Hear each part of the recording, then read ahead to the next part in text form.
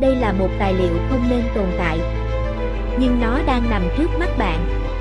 Trong toàn bộ lịch sử khoa học, Big Bang luôn được mô tả như một vụ nổ, một khoảnh khắc bùng phát năng lượng sinh ra vũ trụ.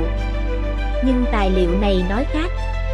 Nó ghi lại một cuộc họp, không phải giữa con người, mà giữa các định luật vật lý trước khi vũ trụ được phép bắt đầu.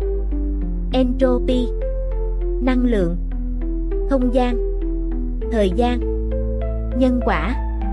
5 thế lực, mỗi đứa giữ một điều kiện để hiện thực có thể tồn tại, và chúng không hề đồng thuận với nhau.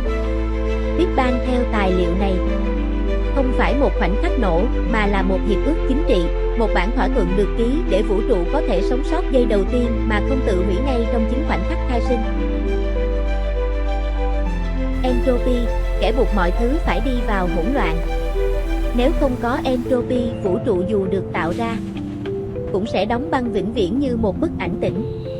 Entropy đòi một điều kiện: mọi cấu trúc nếu để mặt phải suy rã dần.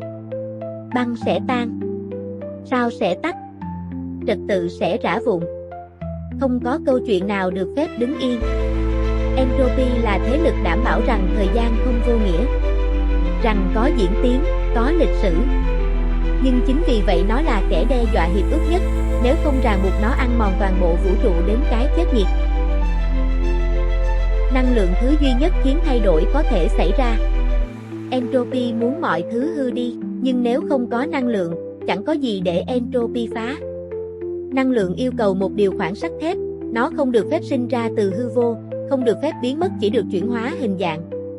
Nhờ điều khoản này, vũ trụ không tự nổ tung vì năng lượng vô chủ, cũng không tắt liệm về zero chỉ trong một khoảnh khắc.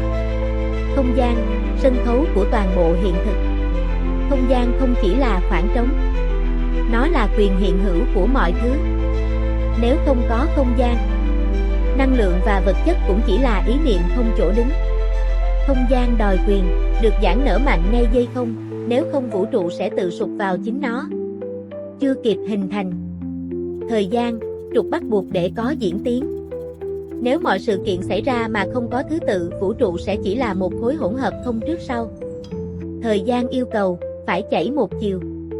Không quay lại, không phục hồi, không sửa lại lịch sử. Nó biến mọi kết quả thành không thể rút lại.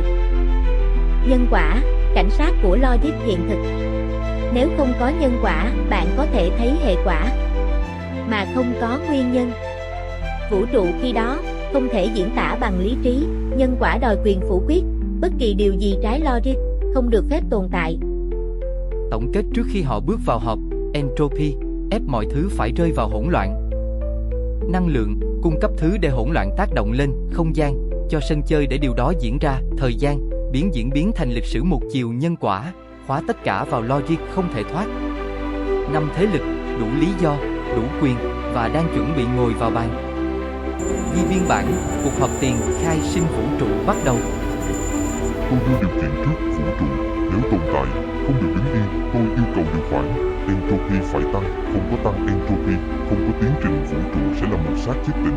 Tiến trình của anh chỉ là chữ, nếu không có tôi, anh chẳng có gì để trả. Tôi yêu cầu điều khoản, bảo toàn năng lượng tuyệt đối, không sinh ra tùy tiện, không biến mất tự do. Bảo toàn toàn bộ, tức là giữ nguyên, tức là đóng băng, tức là phản tồn tại. Nếu tôi không tăng, mọi thứ sẽ ngủ đông vĩnh viễn. Hai người có thể cãi tiếp, nhưng tôi hỏi, cãi ở đâu? Nếu không có không gian mở rộng, tất cả bị ép vào một điểm, và vũ trụ sụp đổ trước khi bắt đầu, tôi yêu cầu, không gian phải giãn nở bùng nổ từ giây không. Giãn nở hay không, tranh cãi hay không, tất cả vô nghĩa nếu không có trật tự trước sau.